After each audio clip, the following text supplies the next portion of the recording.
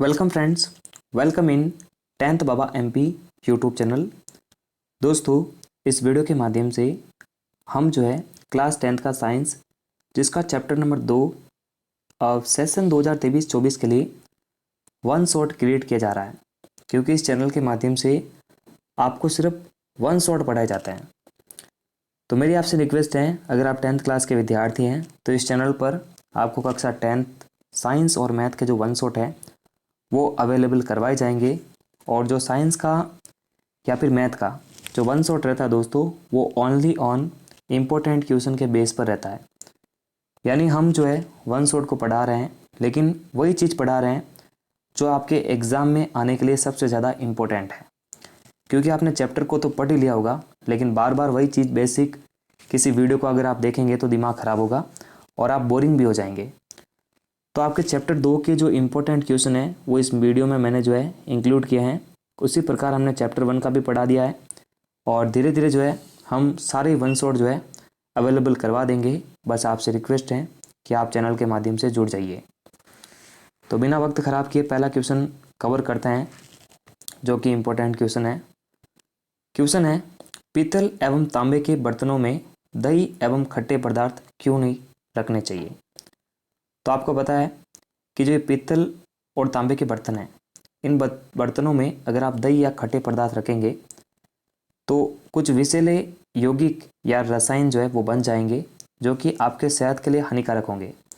तो यहाँ पर एक बहुत ही सटीक रूप से उत्तर लिखा हुआ है, पीतल एवं तांबे के बर्तनों में दही व खट्टे पदार्थ इसलिए नहीं रखने चाहिए क्योंकि दही में मौजूद लैक्टिक अम्ल होता है, क्योंकि खट्टी चीज़ों में अम्ल होता है जो कि पीतल या तांबे के बर्तनों से अभिक्रिया करके हानिकारक यानी विषैले यौगिक बनाते हैं, जिसके कारण बस ये खाने के लायक नहीं रह पाते हैं, तबीयत खराब हो सकती है, आपके स्वास्थ्य पर प्रभाव पड़ सकता है।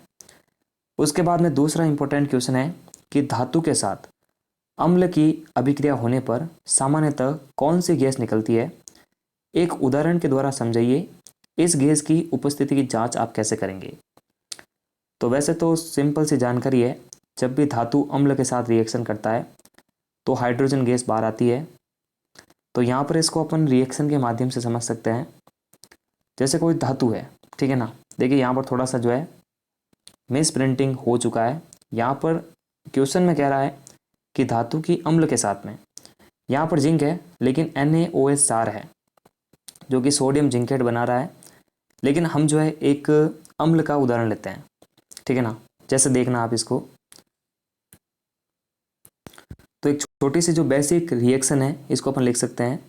जैसे सोडियम है, ये हुआ धातु हो गया एक, ठीक है ना। इस धातु की अपन HCl अम्ल के साथ में रिएक्शन करवाते हैं तो क्या बनेगा, NaCl प्लस H2 गैस। तो आपको पता ही है कि जब भी धातु अम्लों से रिएक्शन करती है तो लवण बनते हैं और हमेशा एक गैस बाहर आती है, हाइड्रोजन गैस।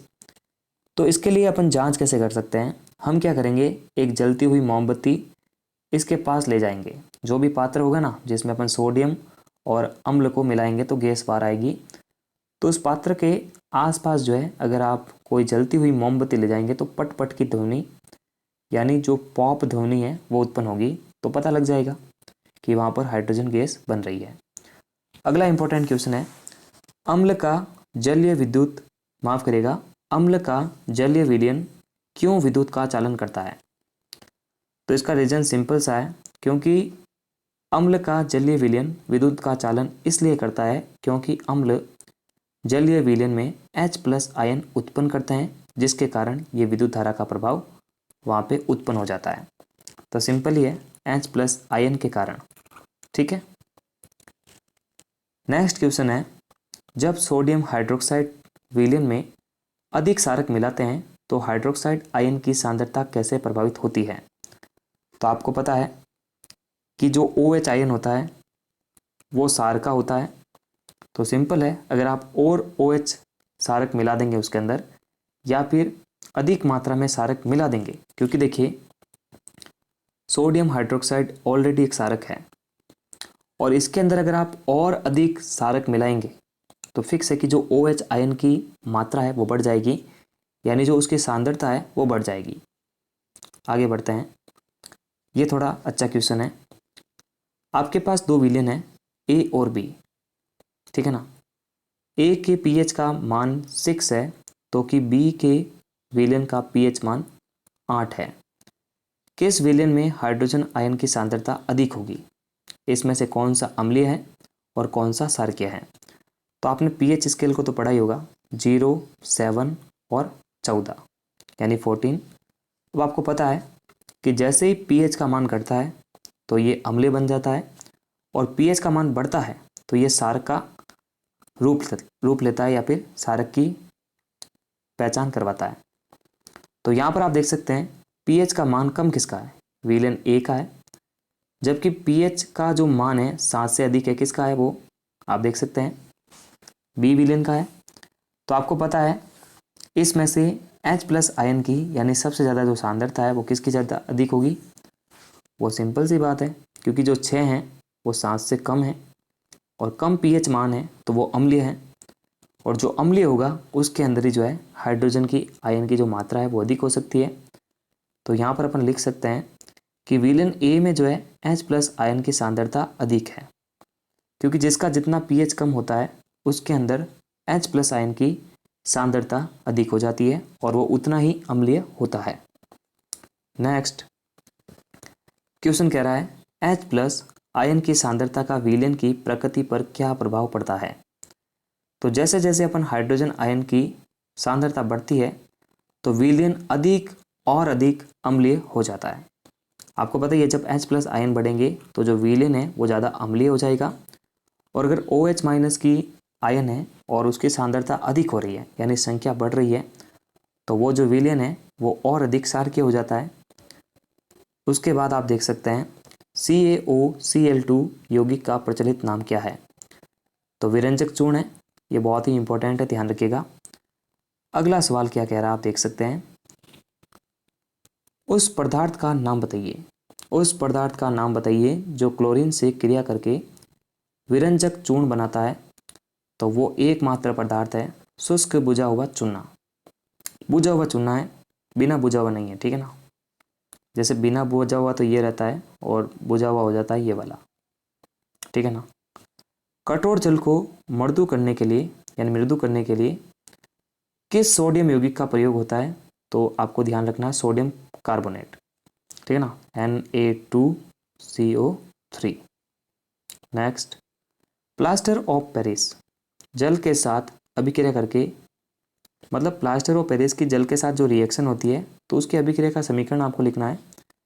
तो आप देख सकते हैं कैल्शियम सल्फेट का ½ H2O 1/2 जल के अणुओं के साथ में जब रिएक्शन करता है तो बनता है अपना ये वाला, आप देख सकते हैं, ठीक है ना, जिप्सम बनता है ना, आपको पता ही है वैसे तो। उसके बाद ये वाला सवाल है, कोई विलेन लाल लिटमस को नीला कर देता है तो इसका संभवत पीएच मान क्या हो सकता है? देखो, लाल को नीला करने वालों को आप क्या बोलते हैं? क्षार बोलते हैं, और क्षार का जो पीएच मान होता है वो सबसे अधिक होता है। तो यहाँ पर ऑप्शन में सबसे अधिक क्या है? 10 ही है।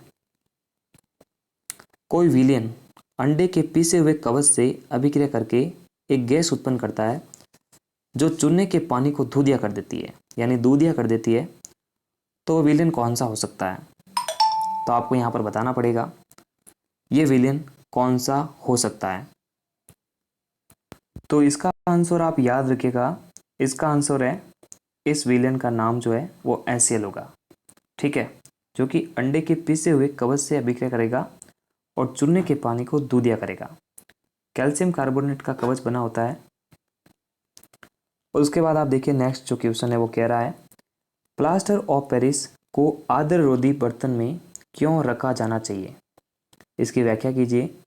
तो प्लास्टर ऑफ पेरिस को आर्द्ररोधी बर्तन में इसलिए रखा जाना चाहिए क्योंकि यह आर्द्रता की उपस्थिति में जल को अवशोषित करके ठोस पदार्थ जिप्सम को बनाता है, जिसके कारण इसमें जल के साथ मिलकर जमने का जो गुण है वो नष्ट हो जाता है। उसके बाद देखिए उदासीनीकरण अभिक्रिया किसे कहते हैं? तो सिंपल सी है, जब क्षारक और अम्ल आपस में रिएक्शन करते हैं तो जल और लवण का निर्माण करते हैं। इस वाले रिएक्शन को अपन बोलते हैं उदासीनीकरण अभिक्रिया। ठीक है ना, जो कि एक दूसरे के प्रभाव को ख़त्म करते हैं। अम्ल और क्षार एक दूसरे के प्रभाव को खत्म कर देते हैं। उसके बाद वाला क्वेश्चन है, धोने का सोडा और बेकिंग सोडा के दो दो प्रमुख उपयोग लिखिए। तो धोने के सोडे का इस्तेमाल कहाँ कहाँ पे होता है? अब देखिए, धोने वाली चीज़ है तो धोने के लिए ही काम आता होगा, लेकिन फिर भी अपन 4-5 पॉइंट को समझते हैं। सोडियम कार्बोनेट का उपयोग, यानी जो धोने का सोडा है, कांच, साबुन एवं कागज उद्योगों में होता है। इसका उपयोग बोरेक्स जैसे सोडियम यौगिक के उत्पादन में भी होता है। बोरेक्स सोडियम का ही यौगिक है। सोडियम कार्बोनेट का उपयोग घरों में साफ सफाई के लिए भी होता है। जल की स्थायी कठोरता को दूर करने में भी होता है। उसके बाद बेकिंग सोडा के उपयोग आप देख सकते हैं। बेकिंग सोडा का उपयोग जो है खाने की चीज़ों को मुलायम, स्पंजी या खस्ता बनाने के लिए होता है। बेकिंग सोडे के क्षारीय होने के कारण पेट में अति अम्लता की मात्रा को कम करने के लिए या उसे उदासीन करने के लिए भी यूज किया जाता है। कभी कभी इसका उपयोग खाने की शीघ्रता से या खाने को शीघ्रता से पकाने के लिए भी होता है। इसका उपयोग सोडियम या सोडा जो है अग्निशामक में भी इसका उपयोग होता है। धन्यवाद। Thanks for watching. प्लीज़ आप सब्सक्राइब करिएगा 10th बाबा एमपी को, क्योंकि आपकी जो वन शॉट है बहुत ही कम समय के अंदर ओनली इम्पोर्टेंट क्वेश्चन के बेस पर जो है यहाँ पर पढ़ाया जाता है। तो मेरी 10th क्लास के विद्यार्थियों से रिक्वेस्ट है, हर साल जो है हम सिर्फ वन शॉट पढ़ाते हैं, ज़्यादा इस चैनल पर कुछ भीड़ भाड़ नहीं है। धन्यवाद।